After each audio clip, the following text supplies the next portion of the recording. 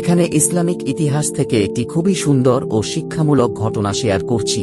রাসূলুল্লাহ সাল্লাল্লাহু আলাইহি ওয়াসাল্লাম প্রতি একজন বেদুইনের আচরণ ও তার পরিবর্তন। একবার এক বেদুইন মসজিদে এসে রাসূলুল্লাহ সাল্লাল্লাহু আলাইহি ওয়াসাল্লামের সামনে মসজিদের এক কোণায় প্রস্রাব করতে লাগল। সাহাবীরা রাগে গর্জে উঠলেন এবং তাকে ধমক দিতে উদ্যত হলেন। কিন্তু রাসূলুল্লাহ সাল্লাল্লাহু আলাইহি ওয়াসাল্লাম সাহাবীদের থামালেন এবং বললেন, তোমরা ওকে ধমক দিও না, ওকে প্রস্রাব করতে দাও।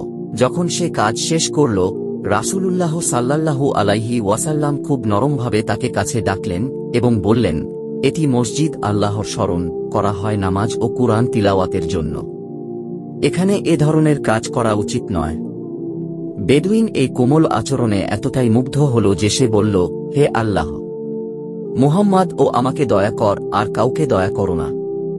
রাসূলুল্লাহ সাল্লাল্লাহু আলাইহি ওয়াসাল্লাম মুচকি হেসে বললেন, তুমি তো অনেক বড় কিছুকে সীমিত করে ফেললে। এই ঘটনাটি আমাদের শিক্ষা দেয়, সবসময় কোমলতা, সহানুভূতি ও ধৈর্যের মাধ্যমে মানুষকে ইসলামের সঠিক বার্তা পৌঁছানো যায়। কঠোরতা নয়, বরং দয়া ও ভালোবাসাই ইসলামের মূল সৌন্দর্য। প্রিয় দর্শক, ভিডিওটি ভালো লাগলে অবশ্যই লাইক, শেয়ার, সাবস্ক্রাইব করবেন এবং সকলকে শেয়ার করুন। আল্লাহ আমাদের সকলকে ভালো রাখুক, আমিন।